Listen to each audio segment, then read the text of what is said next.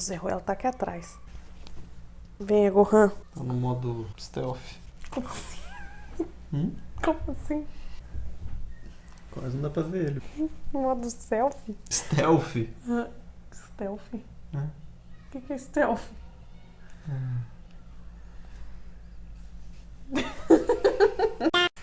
O que eu mudaria de como eu fiz na primeira preparação? Tantas coisas. Não me prepararia? Olha, Brito, sinceramente. Vamos lá, um teminha aqui que eu acho que foi colocado. A gente viu em algum lugar, né? Na verdade. A gente viu em algum lugar, deixamos na fila e aqui estamos nós. Então, como sempre, deixa o like, coloca comentários aqui, temas pra gente estar trazendo aqui pra vocês, pra estar falando. E compartilha o que você gosta. Tassiane, o que se mudaria da sua primeira preparação? Quais foram as cagadas que você fez na primeira prep? A minha primeira preparação... A minha primeira preparação foi, tipo, uma das mais conturbadas, eu acho, da história, né? Porque eu decidi me preparar logo depois que... Porque eu decidi me preparar. Não, tipo, a pandemia já tinha começado, né? Foi o ano do lockdown. Quando eu estava na minha primeira preparação, meu primeiro campeonato foi adiado. Nesse adiamento, eu tive que treinar em lockdown. Então, eu tinha um par de halteres reguláveis e uns elásticos e um sonho. Ótimo pra quem tá começando. E a louca aqui, o que acontece? Eu não saía na rua pra fazer... Vem aqui. Eu não saía na rua pra fazer cardio. Eu não tinha um equipamento de cardio em casa. Aí eu tive a brilhante ideia de comprar um rolo e colocar uma bike em cima desse rolo. Uma das coisas que eu, assim, me arrependo, na verdade, de ter feito foi ter feito tanto cardio. Porque eu fazia muito cardio e tanto que nessa época eu fiz um desafio de bike com a galera lá do Diabetes, que era... Eu pedalei 500 quilômetros de bike no rolo durante um mês. Eu fui a primeira mulher a concluir o desafio, porque eu pedalava todo dia pelo menos 1h30. Tipo, era muito pedalada. Alguns aprenderam a fazer pão. Você aprendeu a pedalar 500 quilômetros. Exato. E aí eu pedalava, tipo, todo dia no meu cardio eu fazia isso e eu, pelo menos, fiz o desafio e fiz a prep. Mas essa é uma das coisas. Minha primeira prep foi meio que de boa. Pra quem viu o vídeo passado, meio que eu mantinha um shape meio que de quase de prep já, né? Então eu levava aquela parte de dieta e treino muito regrado, vamos dizer assim. Então quando eu comecei a prep, eu aumentei as calorias. Porque o que eu fazia, eu reduzia muito de segunda a sexta, sábado, domingo eu aumentava um pouco as calorias, e aí eu tive que fazer uma média ali, só que no fim eu eu segurava, acho que era 2.200, aí eu subi pra 2.600 pra todo dia, e o peso começou a cair. Eu não mudaria isso ainda, eu acho que até hoje em dia esse daí de você se organizar pra tá baixando um pouco as calorias, pra aumentar e fazer essa parte social é importante. Mesmo como atleta, o que eu mudaria que eu fiz foi muito mais questão da finalização e até onde eu poderia ter puxado meu físico. E mesmo assim não foi uma coisa muito ainda que fugiu fora, né? Referente ao que até onde eu puxei meu físico. Então eu já tinha aquela ideia que a gente passa pro pessoal, né, que é da parte de pose, que é até onde que eu levo. Entenda qual vão ser os últimos grupos musculares que você vai estar condicionando. Eu já sabia como era o glúteo. Então, no caso, eu simplesmente tinha que descer no meu peso até meu glúteo fatiar. E é ponto. E só isso, na verdade. Então eu fui fazendo isso, só que eu não sabia ainda com quantos quilos, na verdade, eu tinha que fazer isso. Então no primeiro campeonato eu acabei subindo com 79. E depois, aí, nos próximos campeonatos, descobri que para o meu glúteo fatiar eu precisava de 76. Então eu subi 3 quilinhos a mais, então beleza, uma informação ali que eu consegui. Então isso foi uma coisa que, beleza, o que eu mudaria? Nada, porém é uma informação que é importante para quem está começando agora. E outra coisa que a gente já falou também em outros vídeos sobre como cagar seu físico, eu tentei carbar com um biscoito de arroz. Então eu comi arroz normal ali, só que o biscoito de arroz não caiu muito bem. Então o biscoito de arroz acabou me dilatando um pouquinho o estômago, deu um pouquinho de gás, eu subi no palco com um pouquinho de dor de barriga, simplesmente por biscoito de arroz, que biscoito de arroz teoricamente é arroz e sal. Então, mas mesmo assim me deu um pouco de gás. Então, toma cuidado, é o que a gente sempre fala também. Tenta carbar com o máximo de alimento que você já está acostumado, que você sabe que não dá nada, porque se você começar a colocar muito alimento, você vai subir com uma barriguinha bonita em cima do palco. Essas são as duas principais coisas que eu com certeza estaria mudando. Ali a parte de hiperhidratação, acho que desde o primeiro eu acabei acertando ali, hiperhidratação, com chá, leva para 10, 12 litros.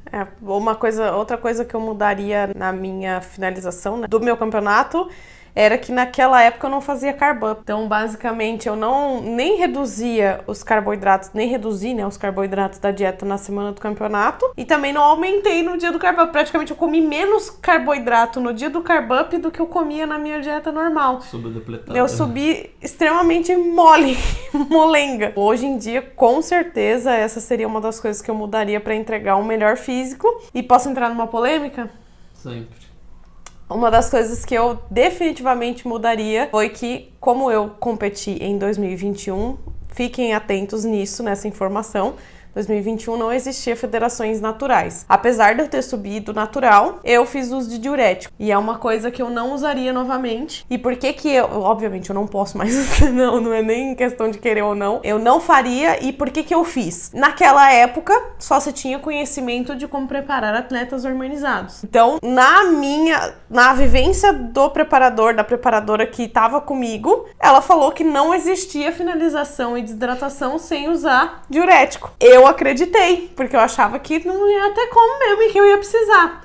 Sendo que se eu olhar para hoje em dia, o que eu fiz de forma natural, sem utilizar nenhum tipo de diurético, para mim foi muito, muito, muito superior qualquer desidratação que eu fiz sem diurético do que eu fiz com diurético. Porque a manipulação da água foi diferente. Primeiro que a superidratação eu cheguei praticamente em níveis que eu tomo de água diariamente hoje.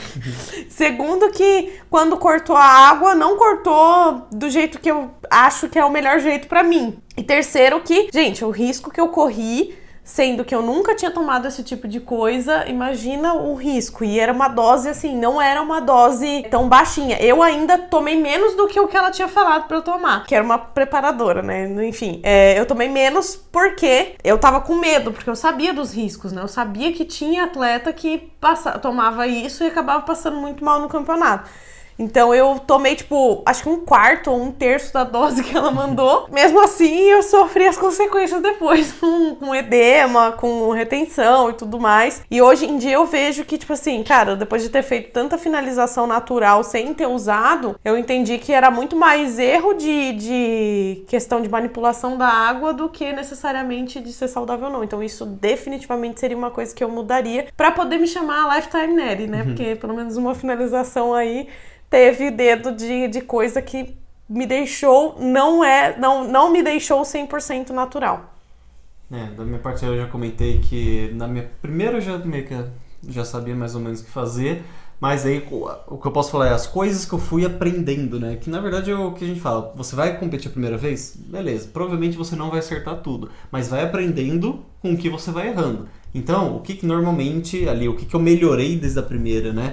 Algumas coisas relacionadas ao treino. Entenda que você se machucar não deveria ser normal. Então, na primeira e até na segunda, eu levava algumas dorzinhas, porque não posso mudar porque se eu mudar o tipo de treino agora na preparação vai acabar com o meu físico. Não cai nessa, tá? Realmente é melhor você estar se adequando às suas dores, entender porque está doendo e corrigir o mais rápido possível, porque isso daí simplesmente você pode parar ali mesmo e nunca mais conseguir treinar do jeito que você gosta. Referente a cardio, eu entendi que é possível você criar um cenário onde você não precise tanto cardio quanto as pessoas colocam para você estar se condicionando muito bem. Você consegue estar manipulando ou a comida ou o seu treino para você não estar precisando de tanto cardio, tantas horas de cardio. Que eu comentei também no vídeo passado. Você pode fazer 3 horas de cardio se você preferir? Pode. Eu prefiro treinar por mais tempo, por 2 ou 3 horas e reduzir a quantidade de comida que eu como do que colocar mais cardio.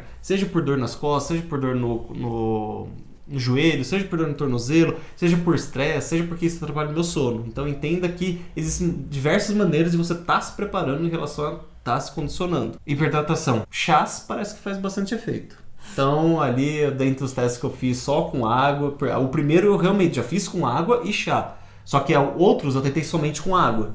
E eu senti uma diferença. Então, teste, vê ali o que você acha, porque realmente parece que faz diferença sim. Esse chazinho a mais ali, isso não é só superidratação, muita água, que é o superior, vamos dizer assim. o chazinho ali realmente faz uma diferença. E quantidade de carb up descubra o seu também. Foi o que eu falei, no primeiro usei biscoito de arroz, eu nem faço ideia quanto, na verdade, eu esqueci na verdade. Mas eu joguei para baixo, então não foi o suficiente. Aí no próximo eu joguei para cima, então no próximo eu joguei mais para cima. Então eu já tenho uma ideia de qual que é o meu limite de carb up ali que eu vou enchendo realmente. Então pega essa informação do seu primeiro campeonato e vá testando para os próximos, porque a ideia é você não passar do limite, porque passando o limite seu físico vai sim estragar um pouco, tá? E por fim, assim, a coisa que eu mais deveria ter feito na minha primeira preparação e que eu não fiz é cuidar da minha saúde mental. Porque o processo depois veio, mas veio com 2 pés na minha cabeça, uma voadora, assim. Depois que eu terminei essa primeira preparação, como foi muita mudança, muito drástica, porque eu tinha um estilo de vida, gente, que era assim...